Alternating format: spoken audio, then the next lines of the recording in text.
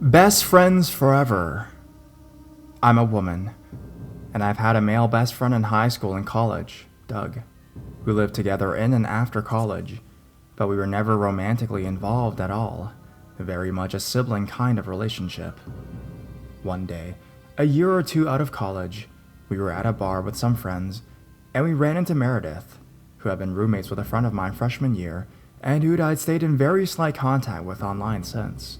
We had a ton of fun hanging out that night, and after that, we started inviting her out with us more often. She lived nearby, and suddenly, she was hanging out at our apartment a couple nights a week, showing up with baked goods all the time, generally being a great friend. We went on road trips, we binge-watched TV, we texted all day long. I would probably have described her after a couple months of this as a closest female friend. Doug was still my best friend after so many years, but Meredith and I were probably spending more time together than Doug and I were at that point. Since I did a lot of stuff with Doug too, we hung out all together, and they started to get closer as well. After a while, it became clear that she had a crush on Doug, but he had started dating another girl at about the same time. He felt really bad because it was clear Meredith was a little hung up on him, so he tried not to bring his new girlfriend around her or talk about her as much. But he did send me and another friend emails that mentioned details of the relationship with the new girl and how he was falling for her. One day he calls me, furious, because someone had anonymously forwarded the contents of those emails to Meredith, and she's crushed and humiliated to realize he's infatuated with this other girl. Since the only other person who received the emails didn't know Meredith, it had to be me. I hadn't done it, despite the screen name. This kind of secret communication is not my style, and I would never want to hurt Meredith like that. I was pretty crushed she didn't trust me enough to know that I wouldn't do that, but I also couldn't think of another explanation unless our out-of-state friend had really taken up online snooping to figure out who Meredith was, how she felt, and what her email was. Ultimately, we just kinda dropped it as a sore subject for everyone involved. Around the same time, Meredith tells me she ran into them at a coffee shop on a date and was extremely distraught, way more than makes sense for seeing people she knew were dating on a date, which was weird, but people get odd when their feelings are hurt, right? Months pass, and Doug breaks up with the other girl. Eventually, he does start dating Meredith. After all, she's always around, and she's clearly way into him. And at first things seem to go well, but she gradually becomes more and more controlling.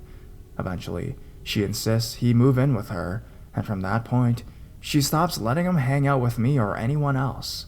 We start to drift apart, because he can't hang out without her, and she doesn't want to hang out very often. One night she was out of town, and he, excited about a chance to see his friends, decided to come out with me and some other people, and she called him 40 times in 1 hour. And when he finally told her he really couldn't talk anymore right now and silenced his phone, she called me and started talking that baby voice that, when I said I had to go, dropped a full octave into a possessed-sounding growl. At that point, which capped a bunch of small but weird actions on her part, I decided I was 100% done with dealing with her brand of crazy and blocked her number.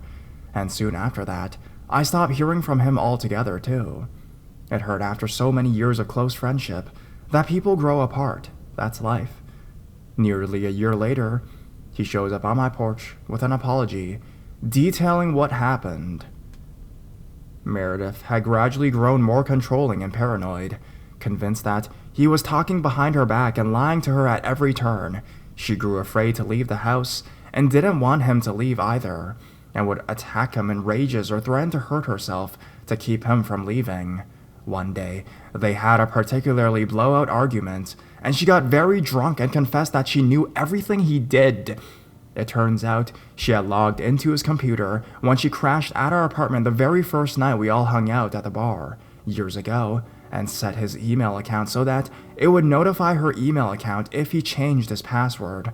From that point on, she had gradually gotten access to his credit card and bank accounts, his social media accounts, his cell phone account. She would literally follow him around town even before they were dating, via pending charges, and of course, the anonymous email she had supposedly received that had been an excuse to confront him about something she had read directly from his email account. She also told him she knew I was trying to keep her from him, and that she had always known it, and had to keep me close to be sure. This girl groomed me for 7 to 8 months, pretending to be my friend, going on vacations with me, giving me gifts, and sharing confidences, while secretly viewing me as some kind of arch enemy the whole time, just to get closer to Doug. I found out from a mutual friend that even after this was all over, she still believed that I had been aware on some level, for a mutual friendship, that she was after Doug, and that I was trying to stop her. In her mind, all our time spent together was some kind of elaborate one-upmanship scheme, game of strategy between acknowledged enemies. And here I thought, we were just watching reality TV and baking brownies and shit. She apparently always hated me as a perceived obstacle to being with Doug, and set out very specifically to violate Doug's privacy from the first night she met him in order to trap him in her house forever. He actually had to spend several weeks moving from friends' houses to friends' houses after leaving her, because when he moved into a new apartment, he caught her hiding outside his bedroom window, and even then, she would show up at each friend's house looking for him. And at one point, he came out of a training class she knew he'd been attending to find her sitting in the passenger seat of his car. She'd made a spare key. I saw her car do slow drive-bys on my cul-de-sac multiple times. She slashed her own tires in the parking lot of an apartment where he was staying, so she could tell him she needed help changing the tires. It was straight up something out of a horror movie. Eventually, she got so paranoid, her family realized something was wrong and came and took her back to her hometown for a while. Even once she was gone, it took me years to stop having panic attacks when I thought I saw her in public. She really taught me to be suspicious of people who want to be instant close friends. I mean, it's been many years. I'm still a much more cautious person than I was before, since I befriended Meredith.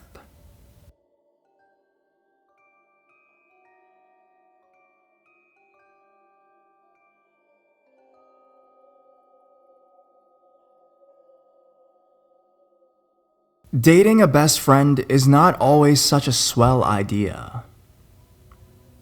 Where I live, we have 3 years of high school and it's off to college.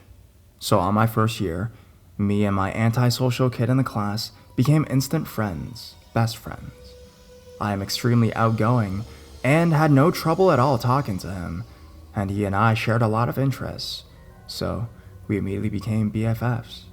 Trouble is, he was not my type. He was very cool, and if you don't like the person's appearance, there's not much you can do about it. So naturally, me being a very hyper, the cool female that plays video games and watches cool movies or animes or whatever, he fell for me and asked me to be his girlfriend almost immediately. I said no, and told him I was much more comfortable being his friend. I talked to him and explained he was not my type, to which he only replied, "I can try. No, sorry, but no."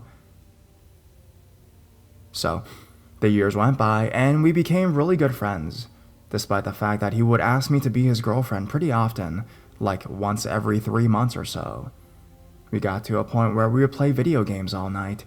He also lived very close by, a couple houses down the block, and he would end up staying well after 4 a.m. on school nights.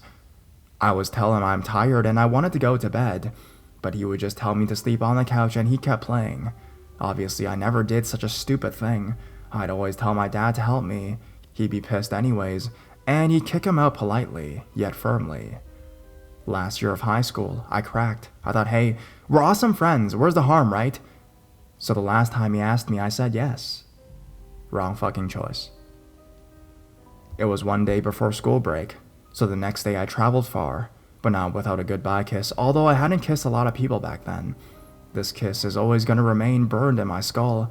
Whenever someone says, he had his tongue down my throat, I always thought it was a bit too ridiculous and exaggerated.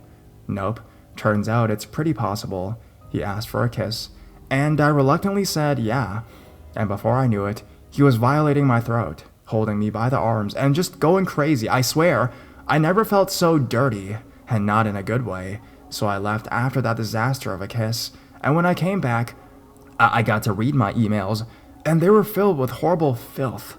We would joke around and have a disgusting sense of humor, but him saying he couldn't wait to do specific things to my lady parts and horrible graphic things friggin' freaked me out, man. After I read the emails, I shut down the PC and walked around my house thinking frantically about what to do when I felt something weird. I walked towards a window and peeked out through the curtains, and there he was, staring at the house, grabbing the front gate, just blank, staring. It was around 2 a.m. or so, and he didn't know I would arrive that day, though the car in the driveway probably gave it away.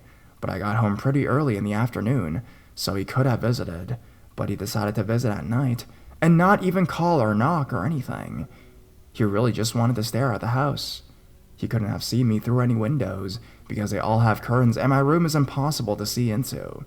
Anyways, I broke up with him, and told him something along the lines of, dude, never, ever do that to someone when you begin dating, ever, it's just not right.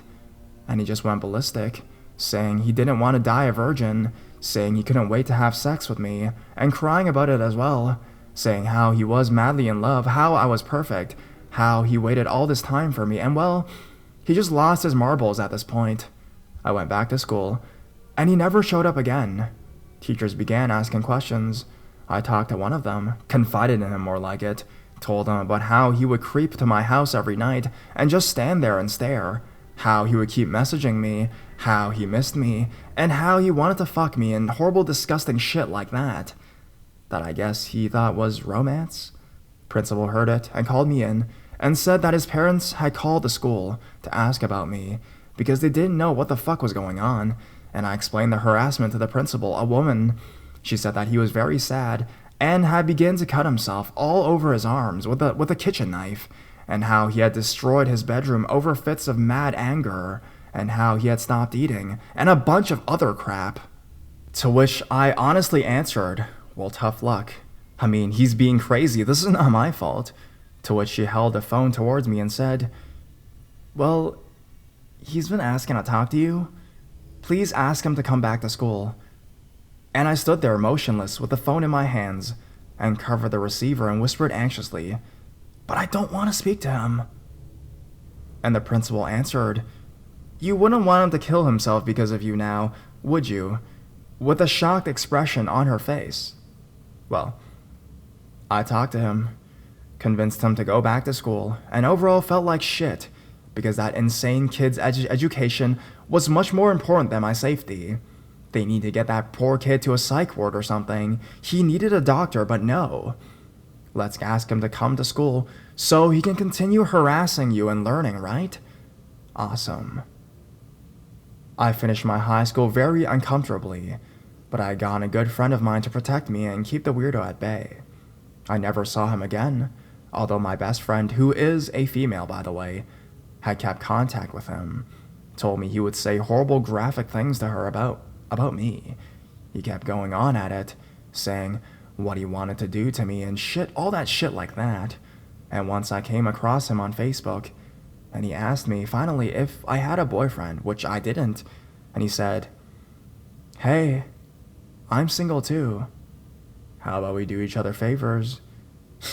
To which I simply blocked him, and forget about him after that. Note, he appeared out of the blue on my last birthday, last year, after 5 years, and literally just visited so he could talk to me about his sexual encounters and things like that.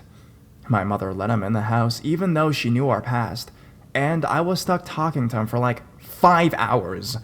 I'm still stupidly polite and nice, even though I'm friggin' uncomfortable and scared. Awesome. Anyways, sorry if this was friggin' long, but believe me, it felt a whole longer to me.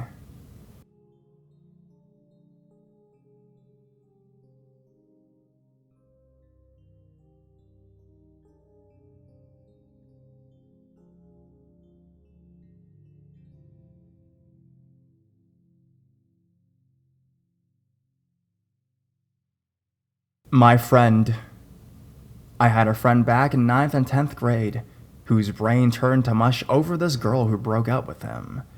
He started doing weird stuff like stealing his dad's company car and driving to her house and sitting outside her house at like 4 a.m. in the morning.